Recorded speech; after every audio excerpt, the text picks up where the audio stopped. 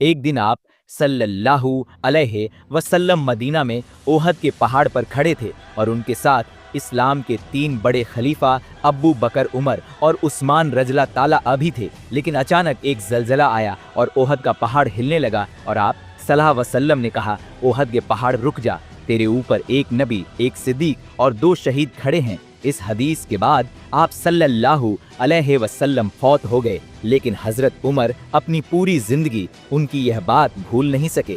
इसीलिए अपनी पूरी खिलाफत में हजरत उमर एक बहुत ही अजीब दुआ मांगा करते थे कि या अल्लाह, मुझे शहादत की मौत देना, लेकिन शहादत भी ऐसी जो सल्लल्लाहु अलैहि वसल्लम के शहर मदीना में मिले। हजरत उमर की यह दुआ सुनकर लोग उनसे पूछते थे कि ऐसा कैसे हो सकता है। अब तो अरब में सारी जंगें खत्म हो चुकी और मदीना दुनिया की सबसे सेफ सिटी है, तो यहाँ पर आपको कोई कैसे शहीद करेगा। लेकिन हजरत उमर कहते थे कि अगर अल्लाह ने चाहा तो ऐसा होकर रहेगा। लेकिन हजरत उमर की शहादत दुनिया का कोई छोटा मोटा इवेंट नहीं था, क्योंकि शहीद होने से पहले हजरत उमर ने दुनिया की सबसे बड़ी एम्पायर बनाई थी। इतनी बड़ी एम्पायर कि आदम अलैहिस्सलाम से लेकर हजरत उमर तक इससे बड़ी एम्पायर कोई नहीं बना सका था। मतलब हजरत उमर राजी अल्लाहु अन्हो की empire Alexander the great, Julius, Caesar और इवन फेरो से भी बड़ी एम्पायर थी। लेकिन आज अफसोस की बात यह है कि मुसलमानों के अलावा पूरी दुनिया हजरत उमर को सिर्फ उमर कहती है। इवन गए में भी उन्हें सिर्फ उमर कहा जाता है। लेकिन अलेक्जेंडर को आज पूरी दुनिया अलेक्जेंडर द ग्रेट के नाम से याद करती है। हालांकि अलेक्जेंडर की एम्पायर हजरत उमर की खिलाफत के सामने कुछ भी नहीं।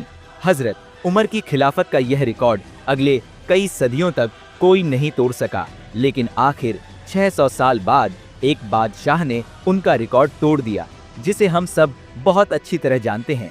नाउ हजरत उमर की खिलाफत की सबसे बड़े कामों में से एक फिर के मुल्क इजिप्ट को फतह करना था, जो उस वक्त की दुनिया का सबसे पावरफुल और रिच इलाका था। लेकिन अब जब मुसलमानों की सारी अटेंशन इजिप्ट की तरफ थी, वहां पर्शियन बादशाह को थोड़ा रिलैक्स होने का टाइम मिला और उसने इस टाइम को यूज करके अपने सारे जनरल्स और लोगों की तरफ आखिरी लेटर्स भेजे और उन सब से कहा कि अगर अब भी तुम लोग नहीं जागे तो उमर हमारी इस 800 साल पुरानी पर्शियन एम्पायर हमेशा के लिए खत्म कर देगा। जिसके बाद पर्शियन एम्पायर की आवाम अपनी तलवारें उठाकर हर तरफ से एक बहुत बड़ी फौज बनाने लगी और मुसलमानों से आखिरी जंग के लिए तैयार होने लगी। अब जब मदीना में खलीफा उमर रज़ियल्लाहु को इस बात का पता चला तो उन्होंने फैसला किया कि वह मुसलमानों की पूरी फौज को एक जगह जमा करके पर्शियन एम्पायर से आखिरी लड़ाई के लिए भेजेंगे। लेकिन ऐसा करने से उनके एक बहुत बड़े मिनिस्टर अली रज़ियल्लाहु ताला अन्हु ने उन्हें रोक दिया और कहा, अगर हम मुसलमानों की पूरी फौज को एक जगह जमा करेंगे तो कहीं ऐसा ना हो कि रोमन एम्पायर दोबारा हम पर हमला कर।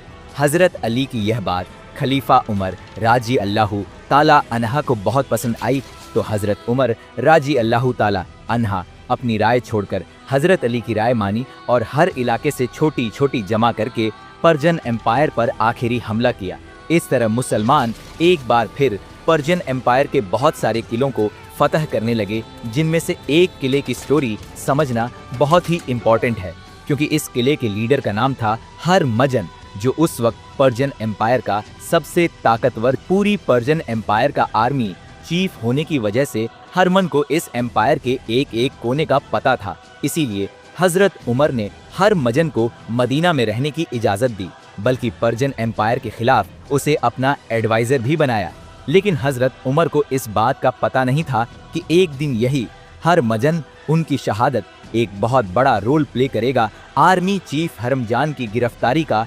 जब पर्शियन बादशाह को पता चला तो उसे बहुत गुस्सा आया, क्योंकि यह पर्शियन एम्पायर के लिए एक बहुत बड़ी बेइज्जती थी। तो उन्होंने और तेजी से अपनी फौज को जमा करना शुरू की और आखिर पूरी पर्शियन एम्पायर से एक बहुत बड़ी फौज जमा करके ईरान की सिटी नावंद में मुसलमानों से आखिरी जंग लड़ने के लिए तैयार हो गए। अब यहाँ पर थोड़ी कंफ्यूजन है कि पर्शियन फौज के जमा होने की खबर हजरत उमर तक किसने पहुंचाई, पुराने गवर्नर साद बिन अबी वकास ने या नए गवर्नर अम्मार बिन यासिर रज़ियल्लाहु ताला अन्हु ने, जो एक बहुत बड़े सहाबी थे और उनके माँ बाप ने सबसे पहले इस्लाम के लिए अपनी जान दी थी। हजरत उमर को जब इसका पता चला तो उन्होंने अपने सारे मिनिस्टर्स की एक मीटिंग बुलाई और उनसे पूछा कि हमें क्या करना चाहिए, जिस पर हजरत उस्मान ने उन्हें मशवरा दिया कि आपको खुद एक बहुत बड़ी फौज लेकर पर्जन बादशाह से लड़ने के लिए जाना चाहिए। लेकिन हजरत अली ने कहा कि नहीं, खलीफा को मदीना में रहकर किसी और को भेजना चाहिए। तो हजरत उमर ने एक बार फिर हजरत अली रज़ियल्लाहु ताला की राय को पसंद किया और 3000 की बड़ी फौज जमा करके उसे पर्जन एम्पायर से आखिरी जंग के लिए रवाना की, जिसके बाद नाव में इस्लाम और पर्ज आखिरी बहुत बड़ी जंगी और आखिर बहुत मुश्किलों से मुसलमान ये जंग जीत गए। लेकिन यह जंग इतनी खतरनाक थी कि यर्म और कासिया के बाद सबसे ज्यादा लोग इस जंग में मारे गए थे और मुसलमानों के जनरल नोमान बिन मुकन भी इसी जंग में शहीद हुए थे। मुसलमान ये जंग जीत तो गए, लेकिन इस जंग के बाद मुसलमानों की तारीख हमेशा के लिए बदल गई, क्योंकि मुसलमानों ने इस जंग में एक ऐसा आदमी गिरफ्तार किया जिसका नाम था फिरोज, और जिसने आगे जाकर जंग के बाद अरबों ने इसका नाम अब्बू लुलुआ रखा और यह मुगरा बिन शोभा का गुलाम बना। लेकिन फिरोज बाकी सारे गुलामों से बहुत ही डिफरेंट था, क्योंकि यह उस जमाने का एक काबिल लोहार था जिसे देखकर अब्बू लुलुआ का मास्टर मुगरा बिन शोभा इसे मुसलमानों के कैपिटल मदीना लेकर आया, जहां पर यह अपने मास्टर के लिए लोहे का काम करता था और वह यहीं पर मदीना में रहने लगा। वहां पर्जन एम्पायर में अब मुसलमानों के पास फ्री हैंड था और मुसलमान आसानी से हर इलाके को फतह करने लगे। यहाँ तक कि मुसलमानों की एक फौज ऊपर अजरबैजान तक पहुंची और मुसलमानों की दूसरी फौज तारीख में पहली बार हजरत उमर की खिलाफत में इंडिया के बॉर्डर्स को क्रॉस करके अंदर दाखिल हुई, जो आज पाकिस्तान का इलाका बलूचिस्तान है। और इसी तरह यह सारा इलाका पूरी पर्जन एम्पायर हमेशा के लिए खत्म हो गया। आखिर यह देखकर पर्जन बादशाह भी मुसलमानों से भागने लगा और जब उसे पूरी दुनिया में कोई जगह नहीं मिली तो मजबूरन उसे चाइना में जाकर रहना पड़ा और चाइना के बादशाह ने उसे बहुत अच्छी तरह वेलकम किया। ये उसी पर्जन बादशाह का पोता था जिसे इससे बहुत साल पहले रसूलुल्लाह सल्लल्लाहु अलैहि वसल्लम ने एक लेटर भेजकर इस्लाम की तरफ आने की दावत दी थी और इस बादशाह के दादा ने रसूलुल्लाह सल्लल्लाहु अलैहि वसल्लम के लेटर को बहुत ही गुरूर से फाड़ दिया था। लेकिन अब हजरत उमर की फौज ने पूरी पर्जन एम्पायर को हमेशा के लिए फतह कर लिया था।